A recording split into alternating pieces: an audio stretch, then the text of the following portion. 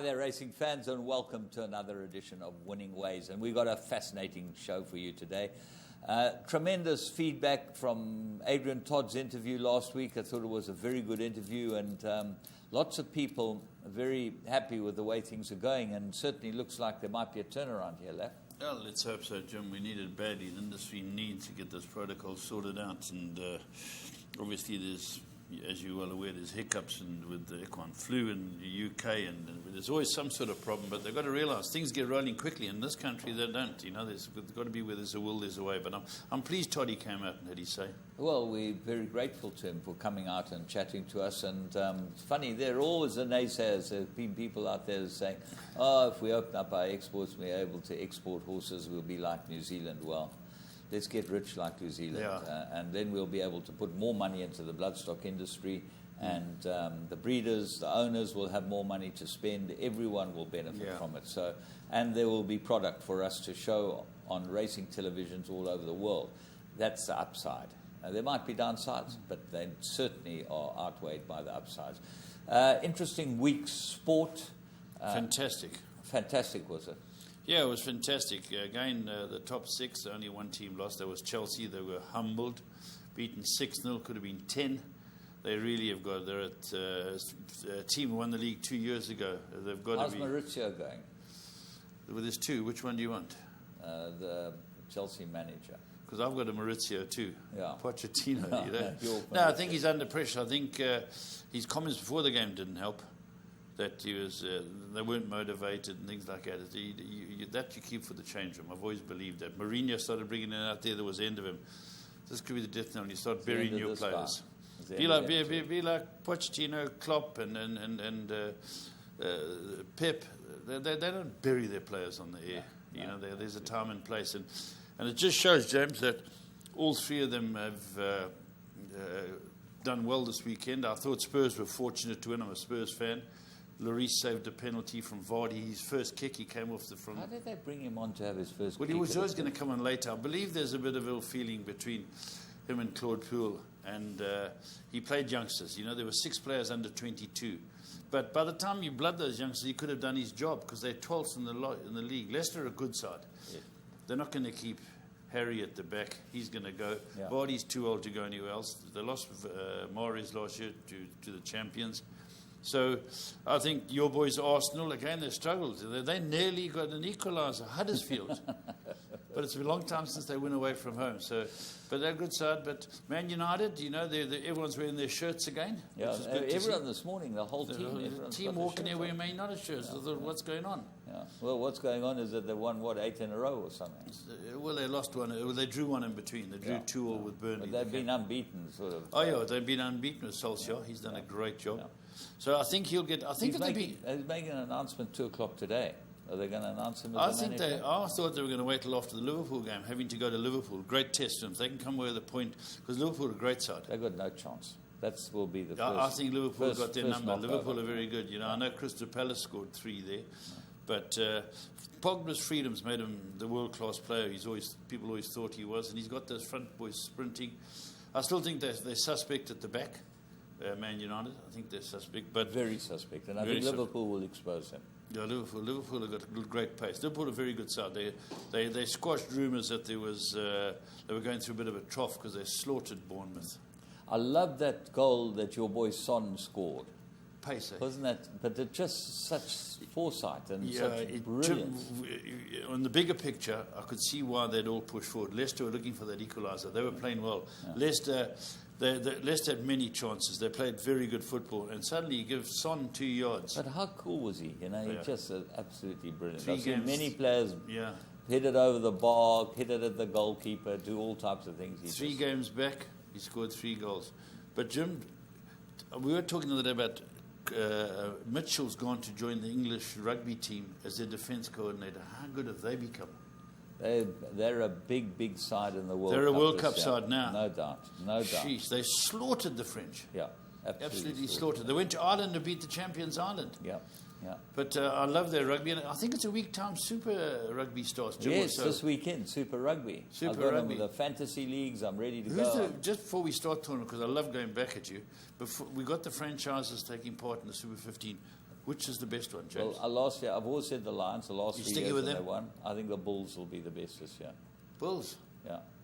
Okay. They've got a very, very good side. I like that scrum half of theirs, that youngster who played for the Springboks a couple of times, Pampier. Yeah. And I think him and Pollard will.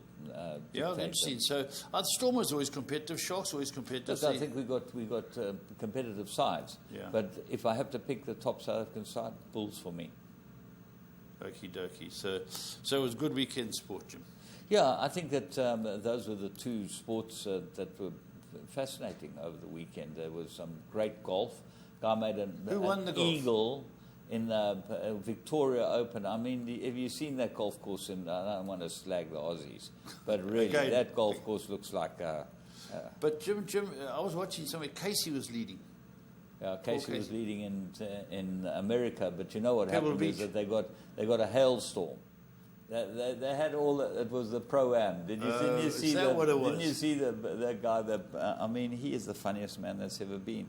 The American comedian, elderly man now, and he's just got different hats and just brilliant. Brilliant. And that was that was Pro-Am. I just watched him score. Pro-Am. So they didn't finish it, I don't think. But listen, I went to bed before that.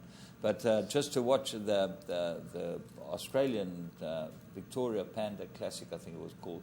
This guy had to make eagle on the last. He had a 4-iron. I mean, he had a gap between me and you to get it through, to get it up close to the hole. Bounced just short of the green, 4-iron, short of the green, 8 foot, 10 foot. He had to make the eagle to win the tournament. Did he sink it? He made it, yeah. And did he win the tournament? A Scottish man, Scottish guy. Well Law. done. Law was his name, Scottish Okay. guy. Good Scottish name, Law. But we got lots of, as I say, Super Rugby to look forward to. But we got 3 great horses to follow this week. I mean, these 3 horses could be the real deal. And obviously, we're going to start off with Laf's colt that won at Scottsville on Wednesday. I saw this horse barrier trial the week before, and I must tell you, I was very, very, very, very good barrier trial. Let's go to the Sting first.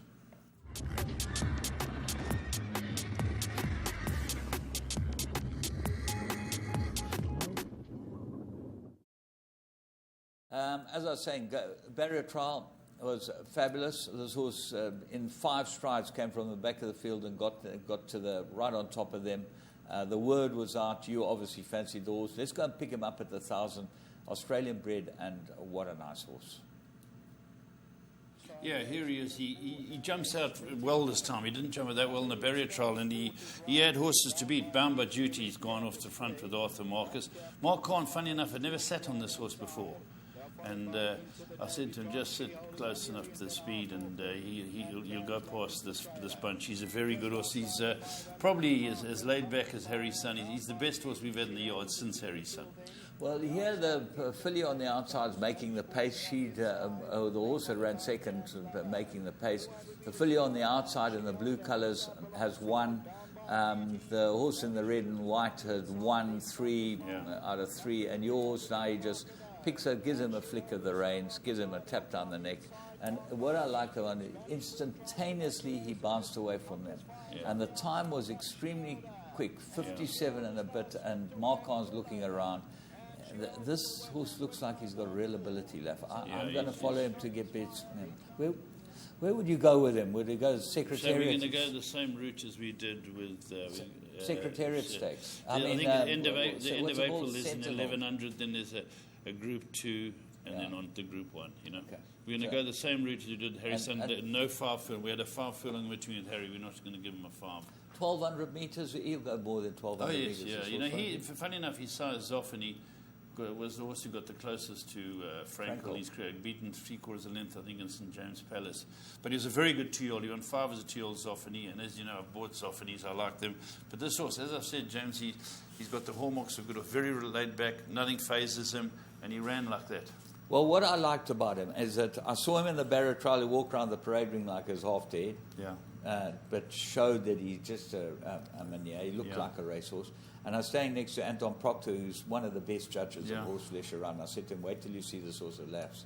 And as he walked in, he said, wow. And he was just as relaxed. That's it. You know, normally a week later, horse gets a little bit edgy, they get on their toes. He just walked around the parade ring. James, he came back into the winner's box dry as a bone. That's what I love. He was just dry as bone. He came back and he got on his float, ate up. So you got to hope, obviously we're going to see some good horses. A long way to go. Long way to go, correct. Long way to go. But that looks like a good one. Then we go to... Sorry, just with this horse, Anthony Sewer came along. And I bought this horse, wanted to put it together. And Anthony Sewer came along. And our good friend, Mark Curry, now, isn't he a top man? He's got a share in this horse. He's a lucky man. He deserves everything. Yeah. So well done to Anthony and the doctor. I'm just going to on air ask you about... I told him to buy a share in our soft falling rain of yours. How's that Garibaldi, doing beautifully. Okay. Beautifully. It's okay, called, so called if you want to follow, it's called Torrent. Torrent, okay. Torrent, yeah. There you go. Well, we'll wait and see. Mark Curry, legend. It's going to run in a barrier trial, I should think, just now. Okay. Let's go to Val and have a look at Mike de Kock's 2-year-old, another Australian. Now, this is actually New Zealand behind his name, but it's got an Australian pedigree. It's by All Too Hard out of Martin d'Or, French mare. And, I mean, this looks like he could really run too. Yeah. Nice grey horse, Dave McLean's colours. Let's go and pick him up at the start. Yeah, this was most impressive. The word was out it could gallop, and Matthew de Kock had been transparent on TV and said they're expecting a very big run. And funny enough, Dave McLean's horses who've run for Michael have both been greys. Yeah. Secret captain in this. And this is going very well from the jump. It gets a bit of opposition. I think it's Joey's horse. They give me the green light. Who gives him a bit of a race in the red. Yeah, got the green light. That's right, yeah. It actually might be worth having a close look at as well. A close look at the runner-up. Because this horse is cantering in front. This is a smart horse. Beautiful mover, economical, beautifully bred. And he could be anything, this horse. You could be watching your next champion. Who knows? But very impressive. And Dave McLean's put his money into the business. And as I say, Joe's horse gives a bit of a race here, but Gav straightens him up. And as you say, the runner-up, James, could be hard to beat next time. I think the runner-up will be. When you see that the third horse was 8 lengths behind, and there was a little bit of form in the race. Yeah. But Joe's horse ran extremely well. This horse won a good race. Could be one of the ones Mike de Kock brings out. We'll have a look and see what happens, over the period of time. Remember the name? Frosted Gold. Frosted Gold. Lovely name. Okay, then we go to Kenilworth, and the Nell Yard stepped out one. Was this? This Crawford. Crawford's Yard. This was another Australian horse by Zoostar. Quick story about Zoostar. Yes. Tell you something that was interesting. When Zoostar came out to race, he was bought as a young horse to race in Australia. Peter Muscat, who works for Brett Crawford, has this from Small World, went over there, and the guy bought it and said, I'm putting it together. And he offered Peter a share in Zoostar, 5%. Yeah. Peter said, I haven't got the money. Peter said, I've got to decide between a car or 5%. And he went for the car. The horse, bad error. But he said his profit at this stage would have been about 15 million rand. So he said, that's why I know the Zoostar. So, and funnily enough, it's ended up with Brett. Yeah, well, this is a filly by Zoostar out of a Red Ransom mare, and she came from the Clouds. So this filly was not in the race. Anton Marcus rode her. Let's go and pick them up at the start. Kenilworth 1200, race 3 on Saturday. This was drawn 2. Let's go and see what it looks like.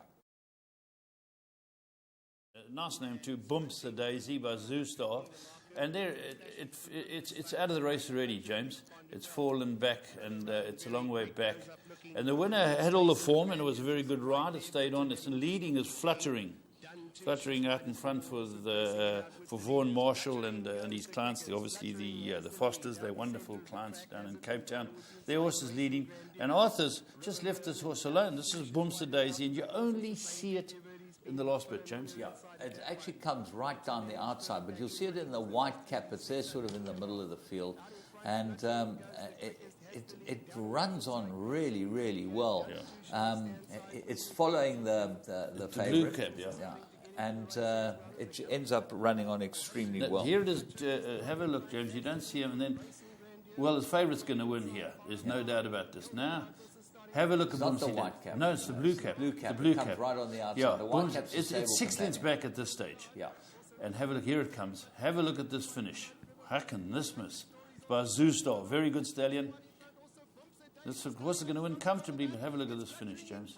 Yeah, exactly. The white cap was from the same stable of Eric Sansers, and that's why it's quite confusing. But if you go and have a look at the replay again, you'll be able to see this is drawn 2 and comes right to the outside of the race course and runs on best of all. So 3 good ones.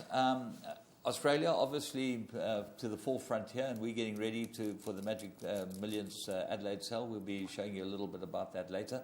But let's go and see our little new insert of Where Are They Now?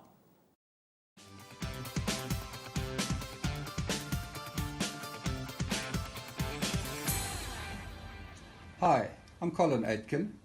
I started my racing career in 1974 as a tote engineer at the Durban Turf Club. 12 years later, I joined the Clearwood Turf Club as their racing manager. With the formation of Gold Circle, I was appointed group racing manager, responsible for racing affairs of the group. As part of a business management development program, I wrote a 109-page dissertation on the effects of head and tailwinds on track records in horse racing, a subject I'm very passionate about and believe the industry should progress and not recognise records with assisting tailwinds. I progressed to racing executive, a position I held until my retirement in 2009.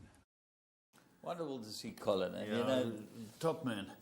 Top man. Yeah, he's really, really a nice guy. And he's always, in his racing days, especially when I was starting out as a presenter and racing, very accommodating man. And I'm pleased he's around. He's done a lot for the industry. Yeah, he gave his heart and soul to racing. It was very, very good for the industry. And as you say, really nice man. Let's go and have a look at the Plum of the Week. Good one, this one.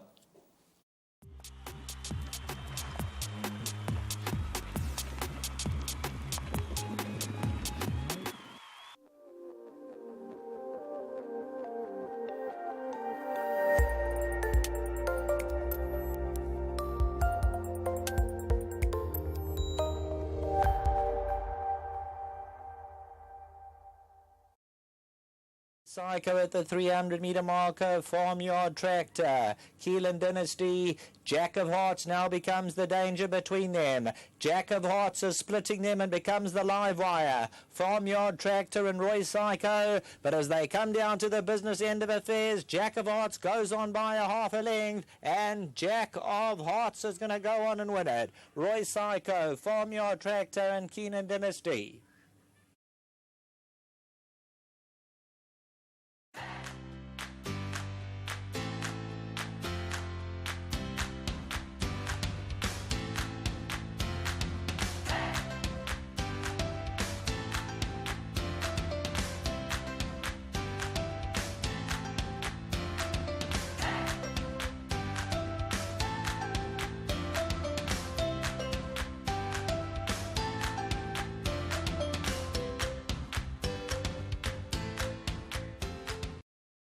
Right, Anton Marcus, last race at Scottsville. If you were in trouble, this was the way to get out.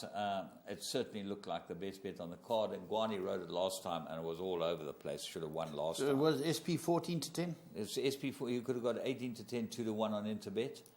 Marcus on the horse, it looked like a good thing. This was the bet of the week. Had to be by Jackson, bred by Ascot Stud. And we're going to take a break.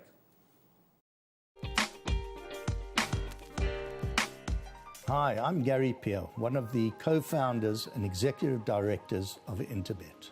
Interbet are the pioneers of online betting in South Africa, having started way back in the year 2000. Our mission is to continue to lead the pack in providing cutting-edge technology in the online horse racing and sports betting space. Our platform remains unique in the context of being a service provider to B2B and B2P. Our aim is to make the site as user-friendly and entertaining as possible, so it appeals to a wide spectrum of target audiences. We strive to provide as much information as possible and to give our punters the very best odds, so the experience is always interactive and enjoyable.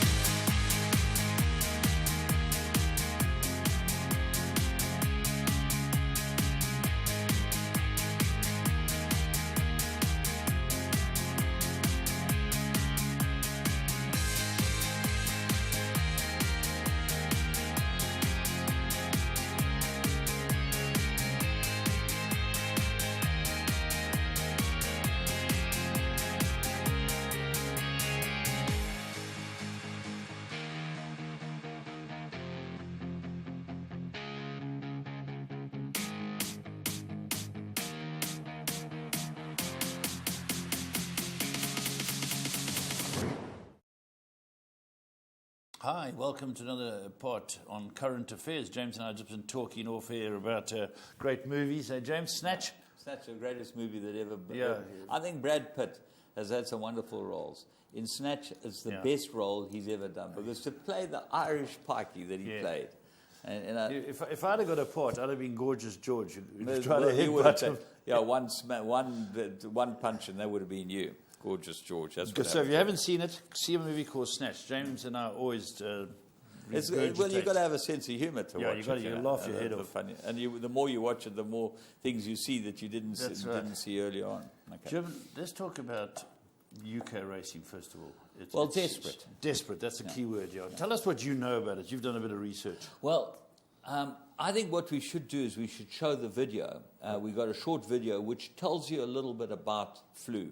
And then I'll tell you what we went through with the flu outbreak when I was at Reinkiesfontein in the 90s. But let's show the video, which gives you a very good idea of what's going on, and then we'll discuss it from there.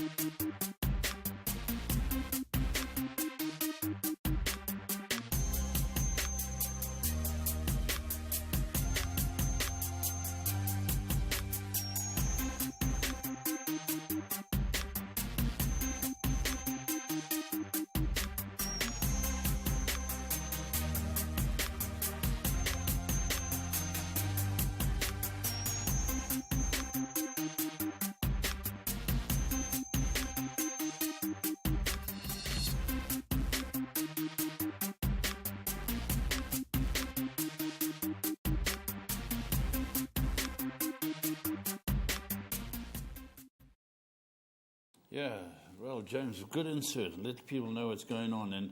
And that was written or displayed a few days ago. The call was going to be Monday, wasn't it, which is today, or whether they could start again on Wednesday. But I believe you have more info and that there's a bit more. Yeah, let's just say that what happened last night is that they found a further 3 cases from Simon Crisford's yard in Newmarket. Whoa. Now, this is very bad. And I'll tell you why it's bad, because now everyone's locked down anyway. But the trouble is those 3 horses have been wandering around Newmarket on the heath and whatever with other horses and other horses in his yard. And these are horses that have all been vaccinated. So that's a new strain that's obviously affecting them. And as I say, it takes 2 to 6 days for the incubation period. And then it can take 7 to 10 days to manifest itself. So the problem is that when a horse is infected on Wednesday, ran at the races, you don't know how many horses those have infected that we'll only know about in this week. So, James, the key question has got to be, they find them, they isolate them, they treat them. What type of treatment do they give them a booster vaccine. Okay, booster vaccine. So if you have a booster vaccine, they're saying 6 days you should be no signs of it anymore. It could still be incubating for a bit longer. What concerned me there, in 2007, I think they said, they carried on racing with 1,000 horse outbreak. Well, what happened was that it was Newmarket and was confined to Newmarket, so they closed Newmarket. Can they do that again? And no, because the trouble is Donald McCain trains on the south coast. His horses were the first horses infected. And he went to Ludlow and Ayr and I think it was Wolves. I think there were 3 meetings, okay? He had horses at each of those meetings. And who knows whether those horses weren't infected, okay, and passed it on, because it's very easy to pass it on. I remember the extreme measures we took at Reinkiesfontein to stop getting the outbreak in there when everyone else had it. Everyone else got equine flu, Cape Town, Durban, everyone except us. And we stopped people. We had washers and we wouldn't let vets in. And we didn't have the equine flu outbreak at Reinkiesfontein. Prevention. 3 months we sat waiting to race our horses. And I remember everyone else's horses are sick, so they take them off hard feed, put them on soft feed, take them into light work because you don't want to work them. We're carrying on working our horses and whatever. These horses are on hard feed and they're getting fresher and fresher and more difficult to handle. And we got 1,000 horses at Reinkiesfontein that were running around ready to go and couldn't go for 3 months. So it cost the industry big. It makes this is potentially a big problem, because the 3 from Crisford now at Newmarket means that the whole of Newmarket might be infected. So James, here's the question I put to you. They found a few in Newmarket and they found a few on the coast with Ginger McCain's son. Now you've got a situation where they've got to contain it. Now the containing period is short, if that's anything to go by. Yeah, the clearance time. The problem is that the one horse, you can help a horse by giving it the booster, but it can still infect another horse.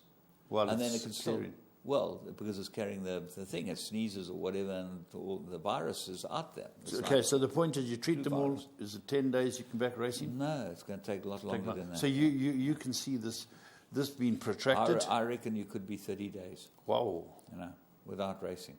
Whoa. Which would be very, very damaging. What would be good is they can take our racing for 30 days and all our programs, and I know they're doing that. I think that this is a huge opportunity for us. Yeah. And we should be making the most of it. And I believe John Stewart's been on top of it. I spoke to Michelle Narak, and he had spoken to John. And presenters are very important here. We've got to have presenters that are going to up to speed, give the show the impetus it needs to overseas viewers.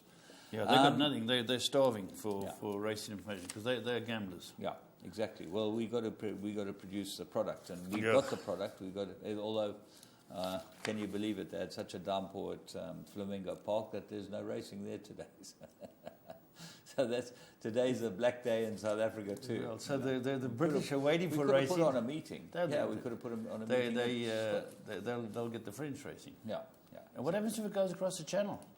Well, then there's serious trouble. Yes, but apparently they put complete lockdown on the Irish horses, and there weren't Irish horses that were at at those 3 meetings.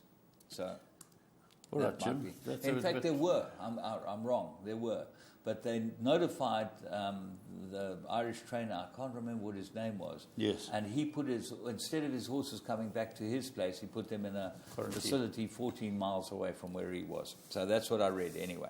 All right, Jim. Well done. At least you researched it, and it's good to show the public where they're at. But let's talk about another milestone being reached, that of Dougie White.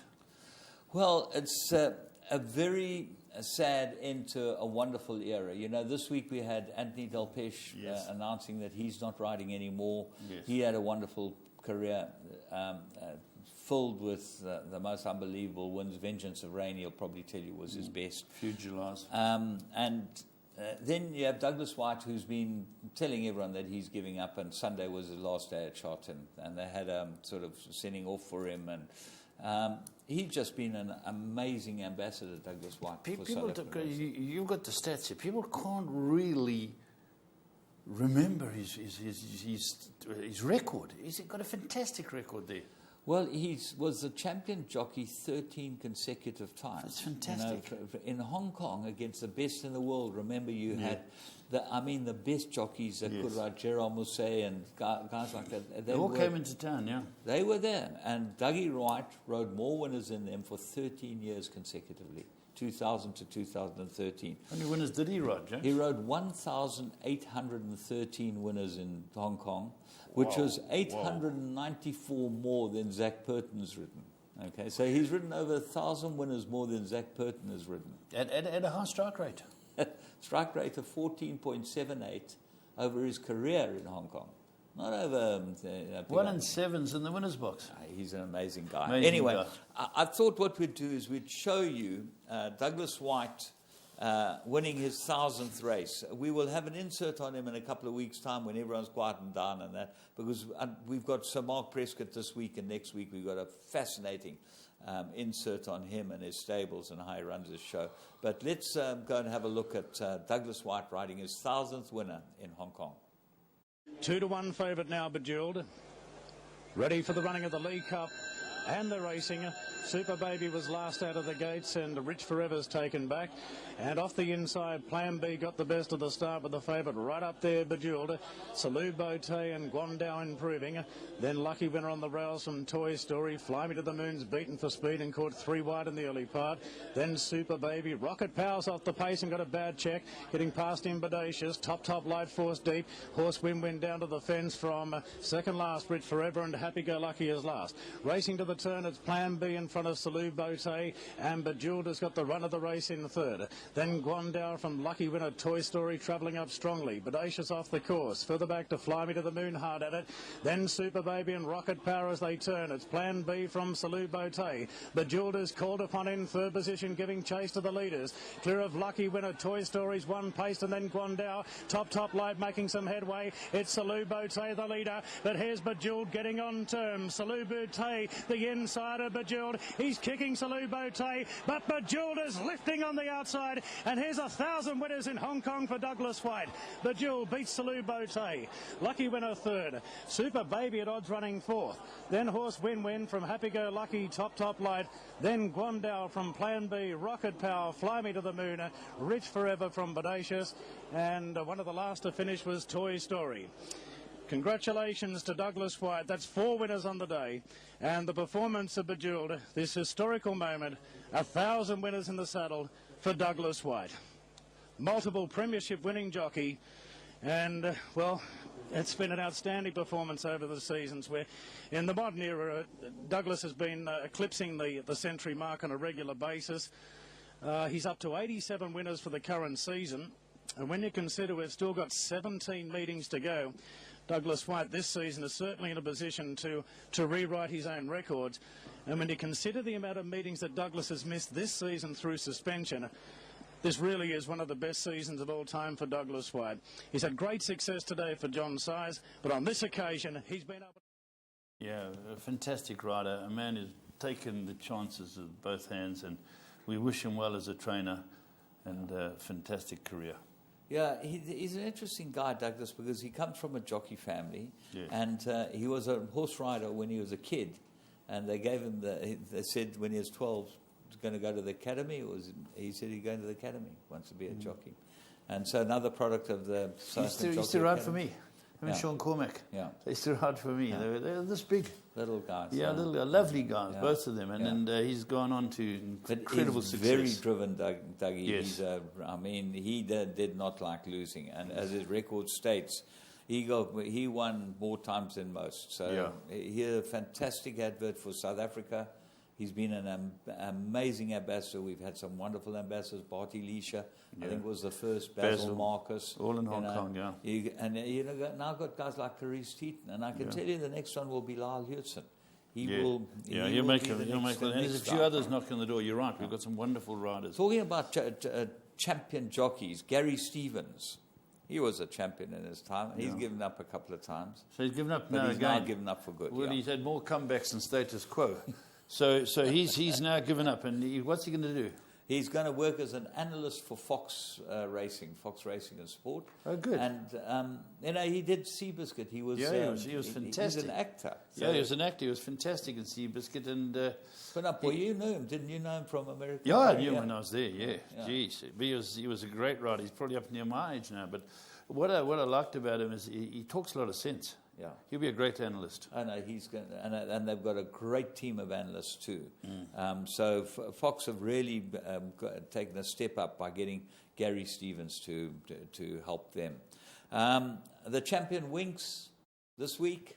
Yeah, we've got the Apollo Stakes, isn't it? The Apollo Stakes on Saturday Group at 2. Randwick. Yeah. Saturday at Randwick. Royal Barrier Randwick. trialled well, and they're all happy. And she's a 7-year-old, and I looked at her when I watched that barrier trial we put on our show. She looks magnificent. Well, she had a public gallop at Royal Randwick last week. Okay, and she absolutely cruised in. You know, this will be a murder. There's nothing there that will. Yeah, it'd be great to keep her winning. Yeah, that's fantastic. And the interest, couple of things. Firstly, the track manager is a South African. You know, he's our man that was at Rheinkistenstein. Can you imagine the pressure on him to have a perfect track for the best racehorse in the world for its 30th win, and certainly the Australian world, and he's going to prepare the track. And the invitations went out, join us for the 30th, you know. It was like a sort of 30th birthday or whatever, for Winks for the Royal Randwick 30th. Well, let's hope it comes off, because Delight, you'll fill that race course. Yeah, I wanted to tell you about Enables Dam, Concentric, okay. She's Sadler's Wells mare. She's going back to Frankel this year.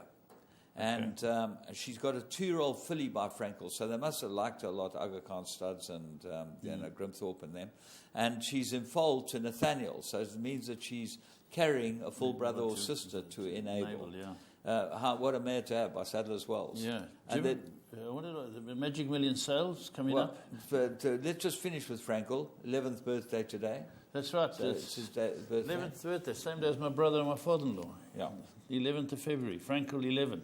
Frankel's 11, so they're famous, your father-in-law and brother, and obviously Magic Million sells. Well, we're having a go because we like the Adelaide sale. We think it's a great sale, so we've got, there we go, we can put There's up the this catalogue frame. It's the 12th and 13th of March, and there's some super it is, it's a great sale. I love going to that sale. I love the way the venue is, and I love the horses there. And James, you're definitely going. Yeah. And to me, I've been through the catalogue, there's going to be some real purchases. And the key is to try and get the ones that have international pedigrees that suit us. Well, if you look at our 3 to follow this week, you'd want to be with those type of horses. You know, it just looks like you can really buy a cracking horse. Yours landed here at 500,000-600,000 rand. 500,000, You know, you just, those type of horses you can't buy for that type of money. I just, just think you've got the opportunity. That's it from the current affairs. And as we said, Mark Prescott. So Mark Prescott is in part 1 of his interview around his stables. Have a listen and have a look at this. I know this place because I worked there in the 70s when he was a young man. But this is a wonderful setup, and it shows the thought that goes into the way he runs an operation, the way he's put this together. It's a wonderful stable. Was it's got he a knighted, great history. James, sorry to interrupt you. Was he knighted because of his service to the industry? No, he was a baronet. He got the knighthood from his uncle, like I'm going to get from my Sir uncle. James Goodman. Just tell me when I've got to start calling you sir. Okay. I'll let you know when you've got to call me. Start calling me sir. Let's take a break and we'll be back with Sir Mark Prescott.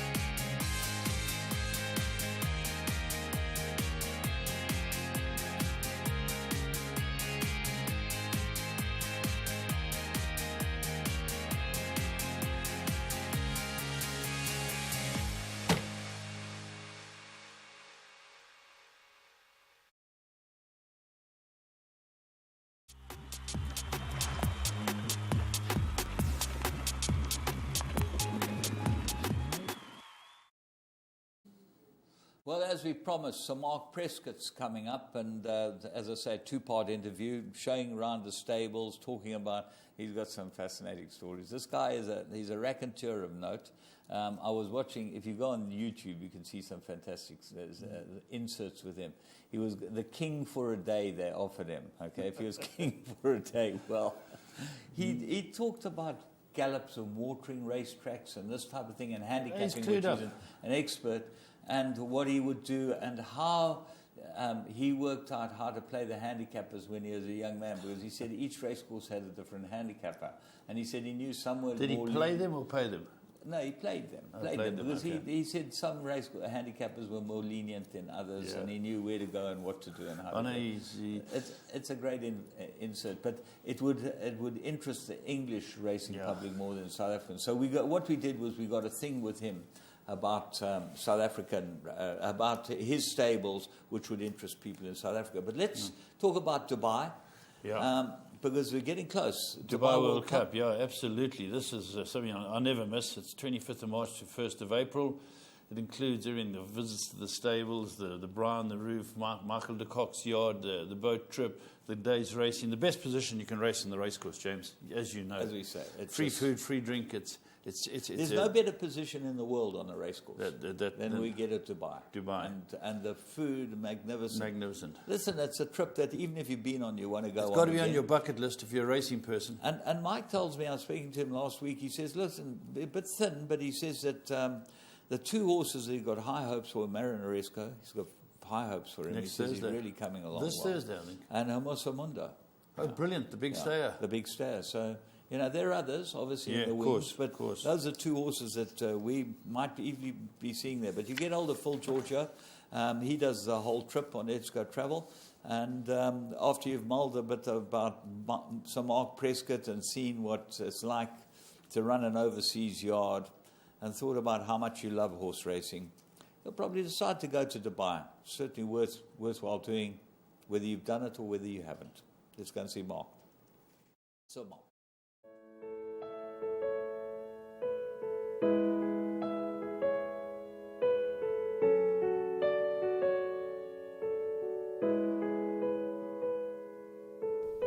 We were very fortunate to have the opportunity to spend a superb morning in the company of Sir Mark Prescott, who in part one of our visit takes us on the gallops and tells us about some of the fascinating history of Newmarket's Heath House stables. So I'm very lucky, really. I came here to work for Jack War in 1965, and we had Oncidium and horses like that at that time. And then when Mr. War became ill, I took over on a provisional licence in 1969. And of course the yard's most famous period was when Matt Dawson and his nephew trained here. And of course St Simon, whose skin you've seen, the greatest racehorse in history, if you believe the Racing Post Millennium poll. Whether Frankel would have exceeded it now, I don't know. But so it's got a marvellous tradition, and it's beautifully situated yard. It's right on the foot of Warren Hill, so it's the best situated yard, and that's because it's built on the site of Tregonwell Frampton's yard, and he was the first public trainer ever, and he trained here, and of course he chose the location that was the very, very best because there was nobody else here. So I've been lucky to build on the shoulders of some great men, you know. And do you feel that there's more pressure on you over the years to get the winners because of the location, because of the history and what the yard represents over the past years? Yes, I think you've got a great sense of duty that you know, all these great men have been before you, and your duty is to try and follow in their footsteps and do as well, and also to keep the yard as up to date and as modern as possible. So although it looks exactly the same as when Fred Archer was apprenticed here and Matt Dawson was training here, all the new things like the horse walkers and the swimming pool and the treadmill and the covered ride, they're all out of sight. So I always hope that when anybody looks around, it looks like an old-fashioned yard. If Matt Dawson and Fred Archer came back, they would know exactly where they were. but all the most modern things, the rubber floors, the ventilation systems, all those sort of things, I hope have been put in unobtrusively. Walking around today, you've been a wonderful guide, and there just seemed to be another area that we hadn't even found yet. It just seems to go on and on. It's almost like a secret garden after secret garden in here. Well, I suppose that's what we wanted to achieve. I'm glad you think so, because we wanted it to look exactly as it did traditionally, but to be absolutely, I hope, the most modern 50-horse stable in the world. I mean, there are only 50 boxes here, and so we've got to strangle as many winners as we can out of only 50 boxes, when nowadays most of the big trainers, you know, have considerably more than that at their disposal.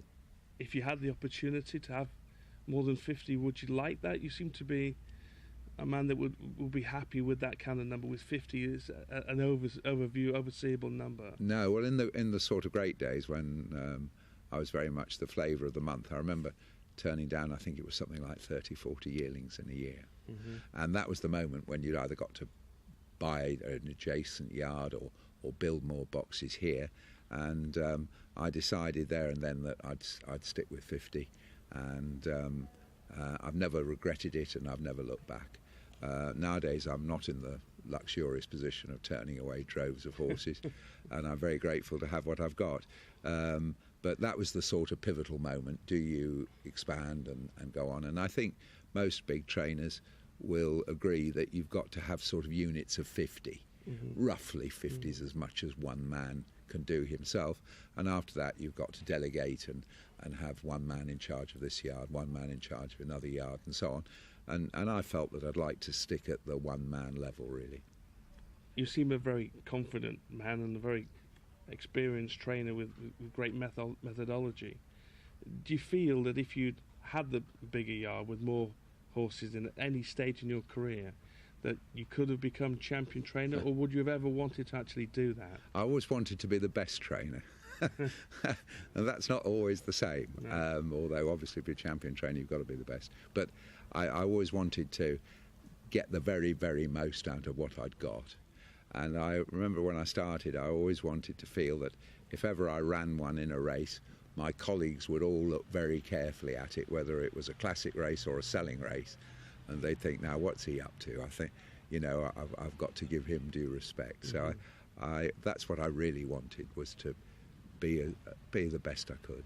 Do you think the handicapper always gave you due respect? They went up quite a lot over in the past few years, didn't they? When Sir Mark had a winner, they normally went up and then you had them in for another race, etc. Yes, well, they were in the happy days when we had one penalty which lasted for 13 days, and you just got the £6 penalty whatever happened, and we gave it a real whacking with Musafi. I think he won 7 in 17 days, and Fall in Line certainly won 6 in 13. And then, of course, they changed the rules. Yeah. I flatter myself it was because of me, but it probably wasn't. But probably was. But they changed the rule, and that meant that those sort of succession of handicap wins could no longer be achieved. But did you know at the beginning of those runs for both of those horses that there was a possibility of getting 4, 5, maybe 5 victories into them? Yes, and you waited to run the horse until there was enough races coming up that you'd spotted that you could do it. It was just feasible that if he would stand it, you could do it. So it was very exciting waiting for that sequence, and I think the public enjoyed it a bit. I'm sure the new system is much fairer, but it's less fun, and I think in a degree the public always enjoyed a horse on the roll like that. But you still do it. You still get horses to get a succession of wins, and I know when I sit down sometimes and see one of your horses won, the first thing you do is have a look where he's entered next, yes, or when it's entered next. Well, I'm very glad that you do. But I mean, last year Alcaeus won 6 out of 7, and Big Thunder won 5 out of 7, but they were spaced. They had to be spaced over a much longer period, so that rat-a-tat-tat machine gun fire, I'm afraid that's gone, you know. And the media myth that you would be sitting down with a cigar and a brandy at 7 o'clock in the evening in your study, plotting those victories over the next 14 days, were they sort of semi-true? Was that almost the way you did it? It wouldn't be true the brandy because I'm teetotal, but the cigar would certainly be true. But the plotting in those days used to be done much earlier because you were waiting for the sequence, so it wasn't during the sequence, no. Has training become harder, more difficult these days, even though you have, as you say, have much more methodology, technology, support from vets and give you information pretty much straight away? Do you feel it's become more difficult? Yeah, well, in a way, the more information you've got, the more difficult decisions are because you've got more information. I think somebody said to me the other day, what's the worst thing about racing? I said, far too many good young trainers. You know, I think the standard of training, like, as in every business, you know, has got better and better. The riding has got better and better. Everything, when it's competitive, gets better. So although there's more racing, which gives us more chances to win races, I think the opposition is very much on the ball these days, and it's no good getting old if you don't get cunning, so I'm having to get more and more cunning, but there's less and less loopholes left for me.